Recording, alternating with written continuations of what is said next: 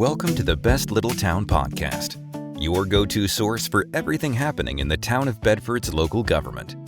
Whether it's new initiatives or important decisions shaping our town's future, you'll hear it right here. This podcast is dedicated to keeping our residents informed and engaged. Hello, this is Bart Warner, the town manager of Bedford, and today is Wednesday, April 22nd, 2026. Glad to welcome you to this episode of the Best Little Town Podcast, sponsored by the town of Bedford in cooperation with Media Squatch. Basically provides a report of the previous evening's council meeting, and last night we had a lot of things on the agenda, so going to jump right into that and work our way through the agenda form. Prior to the meeting, we did have a work session with council to review the third quarter financial statements, and can report that we are pretty much on track and functioning exactly where we intended to be, and that can be the good news or the bad news, depending on your point of view there. We then entered into the regular meeting, which began at 7 o'clock p.m., which the first item was approval of the minutes, as usual, and the minutes from the April 7th meeting were approved unanimously. Next was the report of the town manager, and I did begin last night by noting that under the terms of the town code, the updated 6-month electric price cost adjustment is scheduled to take effect as of May 1st. The PCA is a tool designed to kind of extend and spread out the costs that the town incurs to, again, get the power to customers before they use it. Whereas before we would kind of bounce around and incur costs and have to deal with them immediately. This allows us to get ahead of those and project them and spread them out over a 6-month period. And that's embedded in the town code.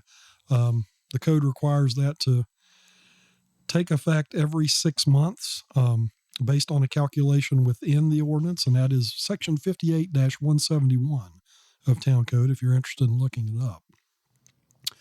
Based on the ordinance and the last time we enacted a change to the PCA, which was November 1st, we had a change that was scheduled to take effect as of May 1st. Based on the projected increase in cost to customers for that calculation, staff was asking council to defer the adjustment for 1 month in order to determine ways in which it could be reduced or deferred. And I asked council to add that as an item of new business as a revision to the agenda. I concluded my report by noting that council will be engaging in a work session on Saturday, May 2nd to review and discuss the fiscal year 26-27 budget. Mention a few highlights of the budget as it is currently proposed. First is there is a proposed increase in the business, professional, and occupational license tax on businesses with gross revenues of $10 million and above. The current rate is 15 cents per $100. We are talking about increasing that to 20 cents. That is not going to affect a lot of businesses. Again, we don't have very many who have gross revenues of $10 million and above. But the rationale there is the ones we do are paying that rate in the other localities where they exist. No other tax increases are proposed. The budget proposal this time also includes a concerted effort to identify all costs associated with the electric utility and to allocate those within the electric fund. This eliminates the traditional transfer from the electric to the general fund. However, a payment in lieu of taxes is included as general fund revenue related to the electric utility. This has been calculated as the amount of tax revenue that the town would receive from the electric utility if it were a private entity. And compared to last year when we transferred $799,000 from electric to general, the proposed payment in lieu of taxes is $589,000. Also noted that the decision to withdraw from commercial solid waste service is showing some benefit. The solid waste fund is actually transferring revenues for the first time in memory to the general fund in the amount of $10,000. The budget includes a 2% cost of living salary adjustment for employees. We were originally targeting 2.8% to match the Social Security COLA, but unfortunately our health insurance costs increased once again. On that note, the budget includes continued funding of employee-only health insurance coverage for all employees at a $1,000 deductible level, but we are already looking to make changes in fiscal year 27-28 to drop the $500 deductible plan and replace that with a high deductible healthcare plan instead. Also noted, there is one vacancy in Public Works that will be created as a result of retirement. That position will be frozen, and it is not proposed to be funded. Other vacancies through retirement will be considered in similar fashion during the upcoming fiscal year. Finally, we noted that there is a $332,000 contingency budgeted within the general fund. This is set aside for the possibility of debt for municipal building renovations if that activity begins during fiscal year 26-27.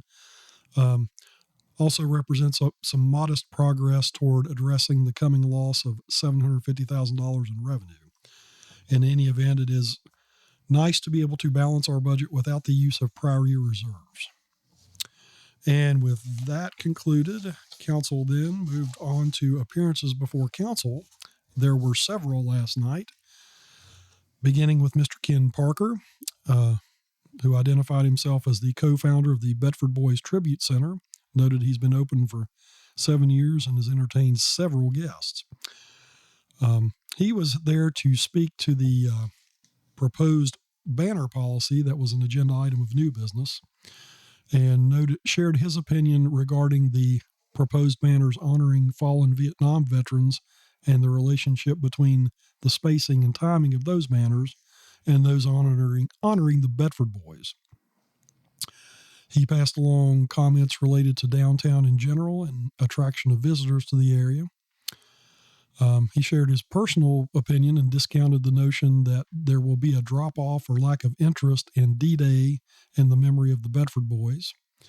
Noted that he respects the fallen Vietnam soldiers, but does not think the banner display should be equal to that of the Bedford Boys. The next speaker was Mr. George Palmer, who's a resident of Pinecrest Avenue. He was there to speak to the agenda item dealing with the speed limit on Longwood Avenue. He noted that he jogs and walks the streets, shared his view that oftentimes drivers are distracted and that he opposes any change to increase speed limits. He noted that the speed limit on Longwood particularly was changed recently to reduce the speed limit from 35 to 25, and he questioned whether there was any data behind the proposal to discuss that later on in the evening. He also suggested that the town might look at adding more traffic enforcement in general. The next speaker was Mr. Tom Ippolito, a resident of Fuqua Mill Road. He spoke to the issue of parking enforcement downtown and shared his view that council should hire a designated staff person within the police department to address that issue, and shared his view that the town could use the revenue that would be generated. The next speaker was Ms. Leslie Mahaffey of Woodland Road. She was speaking also about the proposed banner policy and noted that she would like some changes to some of the specific language related to banners sponsored by the Historical Museum, and also to specifically reference that there are 18 banners sponsored by that group honoring historic figures in Bedford's legacy. She requested that those banners be kept on Bridge Street and noted the presence of the museum in town for 93 years and that it represents all the history of the community. The next speaker was Ms. Terry Foster, a resident of Longwood Avenue. She was speaking to the proposal to discuss increasing the speed limit on Longwood and shared her view that she was disappointed that this is being brought up when it was resolved 2 years ago. Shared her view that residential speed limits in neighborhoods are typically 25 miles per hour, and also shared her observations about the impact of larger vehicles on streets, particularly large delivery trucks, and her concerns about protecting old houses.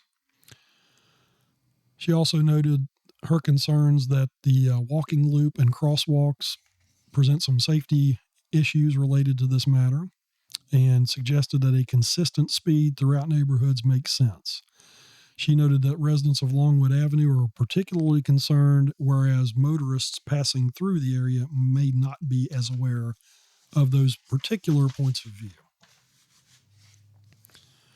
The next person to speak was Mr. Brinkley Hill, who identified himself as a resident of Vine Street. He shared his view that he is against raising speed limits on Longwood Avenue. He appreciates the traffic calming effect of reduced speeds and suggested addressing the width of the road itself and reducing that with the extension of landscaping, curbing, and or trees, or perhaps a bike lane with widened sidewalks. He shared his view that this would make a statement and contribute to the beauty of the community in general. Final speaker was Mr. Mark Houston, who lives on Longwood Avenue, shared his view that he was against the change in speed limit. He noted he has a house close to the road, and increased speed presents a safety hazard for his children and other children, and also noted the presence of high foot traffic on that particular road, particularly during Halloween. There were no other appearances before council, so we moved on to council comments. First to speak was Councilman Jay Ippolito, who thanked all those who were physically present, said that noted that the members of council certainly hear what people had said during their comments, and also noted that the town is implementing increased fines for parking violations, so he wanted people to be aware of that. But he also noted that there were more parking spaces in town than people may be aware of. He also noted that he had met a couple who recently purchased the Holy Land tourist site, which is located out in Bedford County, and that they are attempting to reactivate that site and encourage people to pay attention to that effort and to support it if possible. Next to speak was Councilman Todd Foreman, who likewise thanked everyone in attendance and stated his hope that everyone voted on the referendum question that was before voters in the Commonwealth of Virginia yesterday. Councilman Stacey Haley spoke next and again thanked everyone for being present, noted that he attended a meeting of the Bedford Professional Women during the previous weekend and shared his very positive view of that organization and the event itself, and that he met a lot of people that he hadn't encountered before. Vice Mayor Updike followed up by thanking everyone for being present. Councilman Dwight Evans also thanked everyone for being present and assured those who were both there in the room and watching on YouTube and or listening that council listens to the comments they receive. Councilman Dave Foster likewise thanked everyone for being there, and he reminded folks that there is a group known as Mission Serve coming to the community in July. This is an organization that recruits 6th graders through 18-year-olds who come and work on houses for the needy. And he noted that if there is anyone in town who needs some repair, and again, when we talk about repair, this group actually does roof replacement and things such as handicapped ramps, they can contact Mary Zirkle, our Director of Community Development, at 540-587-6006, who is helping to compile a list of potential project sites for Mission Serve. Councilman Foster also noted last Tuesday's town hall meeting to deal with electric issues and thanked everyone in attendance, and also particularly John Wagner and Paul Beckhusen of AMP for providing information. Mayor Stanley concluded the council comments portion of the evening's agenda by again thanking everyone for coming forward, noted that he appreciated the speakers who had expressed their opinions, and that those opinions do help inform the decisions of council. He also noted his familiarity with the Bedford Professional Women and the event mentioned by Stacey Haley. Moving forward, next item was revisions to the agenda. Staff asked for the addition of an action to defer for 1 month the automatic adjustment of the price cost adjustments, which would take effect May 1st. Council unanimously agreed to add that as item number 12 on the agenda at the end.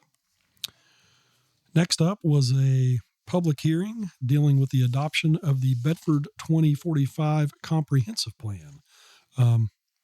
comprehensive plan is required by the Code of Virginia to be reviewed every 5 years, and that's been done consistently, but the latest review by the Planning Commission a couple of years ago indicated that it was time to do a complete review, which was conducted by EPR Incorporated. Those are consultants out of Charlottesville. Representatives from EPR spoke first and gave a presentation on the process and the particular elements of the comprehensive plan as proposed. There were no other speakers at the public hearing, and so the public hearing was therefore closed. The next item was a public hearing dealing with a proposed ordinance to require buildings that are vacant, boarded up, and disconnected from utilities for more than 12 months to register with the town as vacant structures and pay an annual fee. There were 3 citizens who had submitted comments via email. Those were Ann DeLong, Bill Mosley, and Barbara Owen. We noted that council had received those, and we requested that the emails themselves be attached to the public record in the minutes of the meeting. Also, Ms. Terry Foster spoke and stated that she loves Bedford and hates to see the empty buildings, and shared her view that the $100 fee within the proposed ordinance was not necessarily a deterrent to vacant buildings. Being no other speakers, that public hearing was then closed. Next item of new business was approval of a proposal from Bedford County Fair Incorporated to host a Bedford Town Carnival at Liberty Lake Park once again from August 21st through 23rd. That event also requires quite a bit of preliminary and takedown work before and after the event. Special event application had been completed, and all fees included within the policy had been paid. Last night, council voted unanimously on a motion by Jay Ippolito, seconded by Stacy Haley, to approve the Bedford Town Carnival event on August 21st, 22nd, and 23rd from Friday at 4 o'clock p.m. until Sunday at 6 o'clock p.m. at Liberty Lake Park. The next item of new business dealt with an invitation for bids for a franchise for the lease of the town transfer station. We reminded council that when we withdrew from providing commercial solid waste services, that also reduced our need for the transfer station facility on Orange Street. Consequently, we issued a request for bids for a franchise to operate that. We received 1 qualified bid from Bay's Trash Removal Services, and staff requested permission to engage Bay's in negotiations about the possibility of them taking over that operation. Motion to approve that was made by Councilman Haley, seconded by Vice Mayor Updike. That motion was unanimously approved, and council will move forward with those discussions. Next item on the agenda was a presentation by Mary Zirkle, who is our Director of Community Development, who provided a report and some background data on basically all the responsibilities that she has personally and the operations of the department in general. She noted a lot of data pointing to the growth that we are seeing and that is coming, and very informative, hopefully, to explain more about the many hats that Mary wears personally, and also the high level of activity that our building official and building inspector are having to deal with on an ongoing basis. Of course, I would encourage everyone at this point, if you can't attend personally, please watch our meetings, which are streamed on YouTube live. Go to youtube.com and search for Town of Bedford, Virginia. You'll be able to find those. And won't go too much more into Mary's presentation. Would ask that you take advantage of the opportunity to review that online at your convenience. The next item of new business was a resolution concerning the adoption of the Bedford 2045 Comprehensive Plan. As I mentioned previously, all localities in the Commonwealth are required to adopt a comprehensive plan prepared through the Planning Commission. The Town Planning Commission has been contemplating a revision to the 2017 plan since late 22, but they'd been awaiting incorporation of new land with the second phase of the boundary adjustment agreement through reversion. After a competitive bidding process, Town Council authorized the contract with EPR PC in May 2024 for planning services. Work was carried out over several months and included numerous opportunities for public engagement. The result is a document entitled Our Goal, Bedford 2045, which is a long-range policy guide for growth and development for the town through the year 2045. It provides a foundation for decision-making on land use, housing, transportation, infrastructure, and community facilities so that future development aligns with the community's goals. Interestingly, the Virginia Department of Transportation is also required to review local comprehensive plans. VDOT found the plan to be consistent with their requirements on February 2nd, 2026. The Planning Commission held a public hearing on the matter on April 2nd, 2026. At that time, no citizens spoke. Commissioners discussed the best chapter for pocket parks in the plan and a paragraph about potential recreational opportunities on property owned by the town near the Stony Creek Reservoir. The Commission decided to leave the reservoir information in for Town Council to choose how to address based on recent action. The Planning Commission voted unanimously to recommend the plan to Town Council, and that was presented last night, and Town Council was formally asked to adopt the plan. Discussion immediately ensued. Vice Mayor Updike, who is the council representative on the Planning Commission, discussed the effort behind the plan, shared his view that he would have liked to have seen more public involvement, but appreciated the effort of staff and the consultant. Also noted that he would personally like to see the comprehensive plan tied in more with the council's strategic planning efforts and to reference those whenever possible when we take action at meetings. Also noted that he shared his view that we need to address the need for parks and green spaces moving forward. Councilman Dave Foster shared his view that he had read the plan and enjoyed it, enjoyed that effort, and also agreed with Vice Mayor Updike that we should use it as a guide for all decisions, including budget and strategic planning. Mayor Stanley noted that the comprehensive plan, while we're adopting it, there's still an ongoing process to address the development of vision and absorbing things as they happen, and noted that the plan itself can be reviewed and amended. At that point, he asked for further clarification about the state requirements for the plan, and I noted that, again, the Commonwealth of Virginia requires a plan that is current and is reviewed at least every 5 years. Typically, that happens at the Planning Commission level. My recollection is that on a yearly basis, at least, the Planning Commission at one of their meetings will address the plan, review it, evaluate its relevance and how it's working. And if there are needs for amendments to the existing document, those are made. An overall rewrite is not a requirement of the state, but this is the most recent effort. Previously, the comprehensive plan was completely overhauled and reviewed in 2017 and approximately 2002. Councilman Stacey Haley also shared his favorable view of the plan that has been presented, and it provides a good vision statement that allows the community to move forward.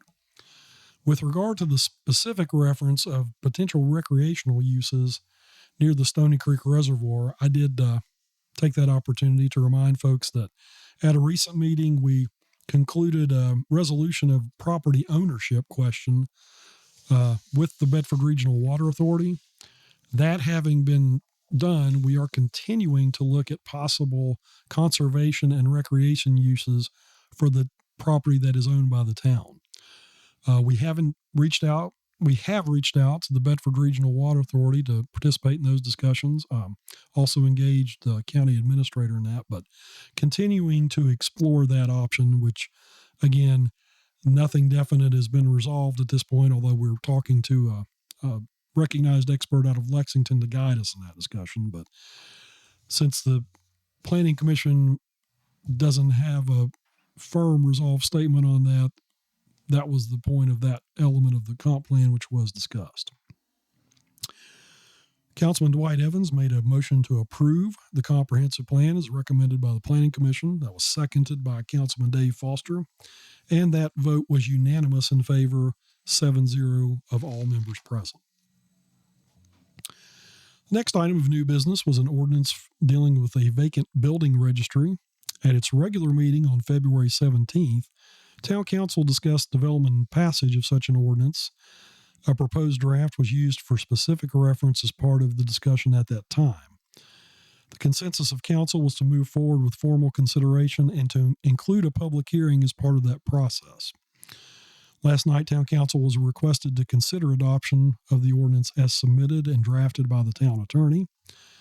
Before any motion was made, there was discussion that was undertaken. It was noted that this is one of the elements in the downtown action strategy that was specifically recommended and referenced. Councilman Updike noted that the downtown action strategy itself also noted that it is a good practice for standards downtown to be mandated and policed within the business community itself, and shared his concern about property rights issues in particular. Councilman Foreman raised some questions about some language related to utilities, specifically reference to utilities being in place if they were required. I attempted to address that question by stating that the language there comes directly from the state code and may be related to some private utility providers in other communities. Our usual attorney, Mike Lockaby, who drafted the ordinance, was not present, but his colleague Arthur Anderson was there and noted his view that, again, the language comes directly from state code and that that specific element may not be directly germane to issues on the ground here in Bedford. Mayor Stanley shared his view that this proposed ordinance is a start to address an issue identified by the downtown action strategy. Vice Mayor Updike noted that the specific draft before them would apply these standards specifically to the downtown area and questioned whether or not it should be expanded throughout town limits. And there was some pretty healthy discussion about that particular factor, which then followed. Councilman Jay Ippolito then asked whether the registry of vacant buildings would be published. I shared staff's understanding that the intent is to make it public, and we would most likely utilize the website for that purpose. Mr. Ippolito then shared his concern about the long-term impact on property owners who may find themselves on that list and perhaps some negative long-term repercussions. Given the fact that there were several questions of that nature, Mayor Stanley asked if it might be appropriate to table the matter until the next meeting when Mike Lockaby could actually be present to answer questions, since he is the author of the document. And ultimately, no action was taken. So there was no formal vote to table, but since no action was taken, that means that it can be brought up at any time. The next item of new business was consideration of a formal banner policy for the town. On two separate occasions, on March 3rd, 2026 and March 17th, 2026, the Streets Committee of Council met to review and discuss development of a formal policy related to governing the locations and time frames for display of banners other than town government banners on municipal light poles. Based on direction provided by the committee to staff, a policy had been drafted and submitted for discussion and consideration. And I'm going to take an opportunity just to provide some of the details of that. Again, this deals with banners that are not specifically posted or owned by the town government. And that there are certain categories. There are basically four specific banner displays that are provided by individual organizations within the community. The first involves 19 banners, or perhaps 20 banners, honoring the Bedford Boys and Bedford Remembers, again related to the community's sacrifice on D-Day. The next category relates to 14 banners honoring the soldiers from Bedford who gave their lives in the Vietnam War. The next category is 18 banners, which are provided by the Bedford County Museum, recognizing significant historical figures who've contributed to the life of the community over the years. There are also art banners, which are provided through Bedford County Public Schools in conjunction with Youth Art Month every March. And one other category, this is actually something that the town puts up every year. There are seasonal Christmas banners. And the specifics of these particular banners relate to their display and their locations and certain times. So basically, we were talking about the main axes of downtown, which are Bridge Street and Main Street. And essentially what the policy establishes is on those two main roads, the displays for non-governmental banners will be limited to these specific banners as identified, and there are certain time frames associated with their display. The policy also goes to establish some standards, including a standard size, installation removal, and responsible for maintenance. Before a motion was made, there was some considerable discussion amongst council members. Councilman Dave Foster raised a question about the timing of displays and the concerns raised by Mr. Ken Parker previously regarding the placement and the length of time involved. Councilman Stacey Haley noted that he had referenced the banner policies of neighboring communities, in particular that of our neighbors in the town of Rocky Mount. Shared that at Rocky Mount, they provide no specific guidance regarding displays of banners over public right-of-ways, but defer that responsibility to the town manager there. Vice Mayor Updike shared his view that the town's connection to D-Day does merit special consideration, and he appreciates the efforts by the D-Day Memorial and the Tribute Center to maintain the memory of those people and maintenance of the banners in general. But he also recognized the contributions of the Vietnam Veterans Group and stated his view that as a governing body, the town should give equal consideration to all historical events. Councilman Jay Ippolito shared his experience in working directly on upgrading old banners and noted that given the logistics and the interests of various factions and worthwhile groups within town, it's difficult to create new banners and to find an appropriate place to put them. Ultimately, he shared his view that this probably was not a matter that really merited this level of attention by council. Vice Mayor Updike, in response to that, said that the primary driver of this was concern about litigation, that the town does have to be careful about promoting specific positions or views on statements, and that we had engaged the town attorney who recommended that we do specify some things if we're going to allow banners, and that the policy helps to avoid that. Ultimately, Vice Mayor Updike made a motion to approve the banner policy as presented with a couple of amendments. One was an amendment to Section F of one part that said that beyond the 5 different categories that I just covered, the request to place banners on any other poles where they are available would be subject to review by town council. That was amended to say that the town manager would have the ability to review those and approve them. The second was to incorporate changes recommended by Leslie Mahaffey related to specific language and the number of banners sponsored by the Bedford County Museum. Councilman Stacey Haley seconded that motion, and ultimately that was unanimously approved 7-0 by all members of council. The next item of new business related to discussion of a speed limit change on Longwood Avenue. At a regular meeting on October 8th, 2024, Town Council voted unanimously to apply a speed limit of 25 miles per hour to the entirety of Longwood Avenue within town limits. That was part of a change in speed limit, a few changes to speed limits on roads throughout town, but that was one that was included then. That action was taken in response to a recommendation made by the Public Safety Committee of Town Council on September 24, 2024. At its meeting on March 3, 2026, members of the Streets Committee of Town Council moved to revisit this decision and to consider restoring the previous speed limit of 35 miles per hour in both directions on Longwood Avenue between its intersection with Oakwood Street and its intersection with Grove Street. And last night, Town Council was requested to discuss and consider the recommendation made by the Streets Committee on March 3rd. Councilman Stacey Haley opened the discussion by noting that the Public Safety Committee back in 2024 took their action for a reason, and shared his view that the speed limit should be preserved at its 25 mile per hour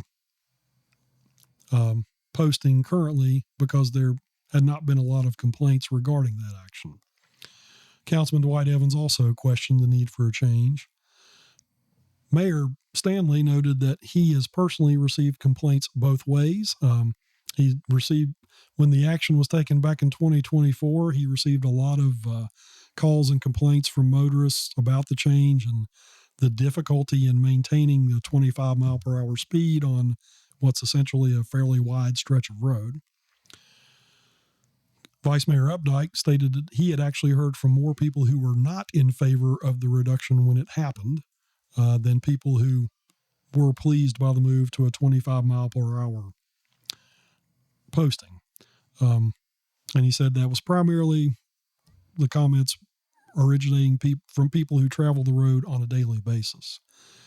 There was some discussion of the comments made by the public during appearances before council about possibly enacting some traffic calming efforts such as bicycle placement markings and a center turn lane with bike lanes.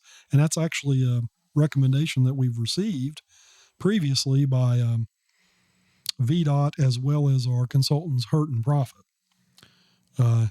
Along with that effort, Jay Ippolito noted that there are several street signs that are faded that need attention, and I did respond that staff is currently making an effort to do so. A motion to approve the change in speed limit from 25 miles an hour to 35 miles an hour was made by Vice Mayor Updike, seconded by Councilman Ippolito. That vote unanimously failed by a vote of 7 members against and no members for. So the speed limit on Longwood Avenue will continue to be 25 miles per hour. However, to give a heads up, and Mayor Stanley mentioned this, the town will be undertaking some efforts to make it hopefully easier for people to travel 25 miles an hour with the implementation of some recommendations of VDOT and Hurt and Profit. The next item of new business was a resolution approving a Central Virginia Safety Action Plan. The Central Virginia Planning District Commission received a grant from the United States Department of Transportation to advance a collaborative regional approach to improve safety along the region's roadways, with special emphasis on reducing fatal and serious accidents. The Central Virginia Plan was adopted by both the Central Virginia Planning District Commission and the Central Virginia Transportation Planning Organization on November 20th, 2025. That document can be viewed online via the project website at cvsafestreets.com. By adopting the Central Virginia Safety Action Plan, the town of Bedford will support the goal to improve safety along its roadways and to reduce serious and fatal accidents by 50% by the year 2045.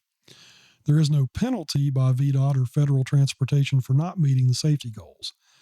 But adopting the document and committing to the goal does provide access to certain federal transportation planning and construction program funds for both the planning district and potentially for the town locally. On a motion by Councilman Jay Ippolito, seconded by Councilman Dwight Evans, Town Council unanimously approved the request to adopt the resolution approving the Central Virginia Safety Action Plan entitled Safe Streets for All. Next item of new business was a grant management agreement and budget agreement for a SAFER grant received by the Bedford Volunteer Fire Department. Bedford Volunteer Fire Department was awarded a Staffing for Adequate Fire and Emergency Response, or SAFER grant, in the amount of $258,000 from the Department of Homeland Security. The grant award covers a period of 4 years and is subject to annual caps. The award provides for 2 separate programs, which includes a tuition assistance program and a pay-per-call program. For the current year, the program awards $20,000 toward tuition assistance and $40,000 towards pay-per-call stipends to volunteers. The pay-per-call program starts at $5 per call at a minimum participation level of 10% of call volume overall each year, as well as requiring volunteers to attend 25% of training drills and 50% of meetings. The per call rate increases based on the increased response percentage for $1 for each 5% above the minimum. This program was previously initiated through a SAFER grant program. The new award would allow the town to continue the existing pay-per-call program through FEMA grant assistance. The award was issued directly to the volunteer fire department. In order for the town to administer the grant, the town needs to enter into a grant management services agreement with the Bedford Volunteer Fire Department and amend the existing budget appropriations to include the grant award for the first year allocation. Last night, Town Council was requested to approve the budget amendment and to authorize the town manager to enter into the grant management agreement.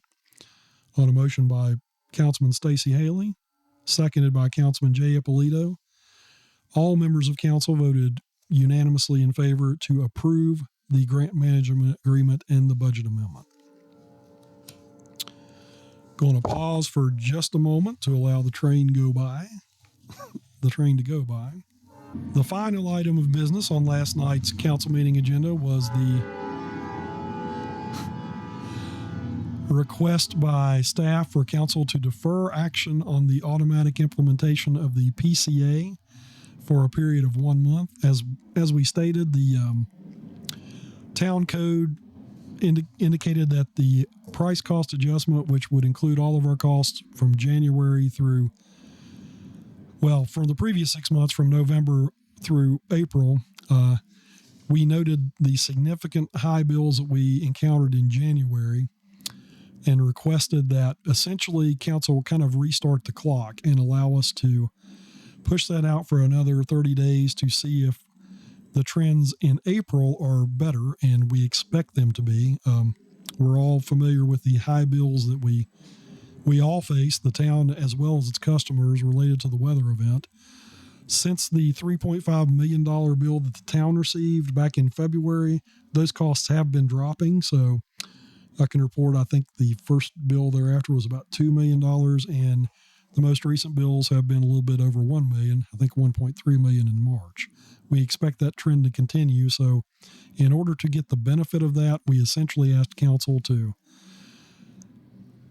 take the action they're allowed to under town code to extend that average out to May to get the benefit of the reduced costs in April. That vote was unanimous. I didn't capture who made the motion or seconded it, but council has agreed to revisit that matter next month, and we'll continue to monitor those costs. We did recognize John Wagner, who said that if we had just passed along the PCA as it's required in the code for customers averaging 1,000 kilowatt hours, and again, that's an average, it's not a guarantee, your results may vary, that would result in an additional charge of about $23 per month, regardless of how much you use. So those are the costs that we're trying to reduce or defer. And again, council voted unanimously to enable us to do so and to continue to monitor that. That said, we wrapped up last night at about 9:30. It's a little bit later than usual, but again, there were a lot of things covered by council. Appreciate all the folks who were with us last night, both in person and virtually. Again, if you have any concerns or questions or needs for service, please contact us at Town Hall during business hours at 540-587-6001 by telephone, or you can reach out to me directly, Bart Warner, at bwarner@bedfordva.gov. And of course, in addition to this podcast and the opportunities to catch the meetings live, we do post the minutes as they are approved to our website, www.bedfordva.gov. And if you have suggestions about any other ways we can improve transparency or community engagement, we're always happy to receive those. Look forward to joining you again after the next meeting of council, which is scheduled for Tuesday, May 5th, I believe. In between, again, council will be having a work session on the budget, and we'll be working through that process and reporting directly. Till that time, when we're able to join each other again, I hope everyone's enjoying a pleasant spring, and I wish everyone good health and happiness.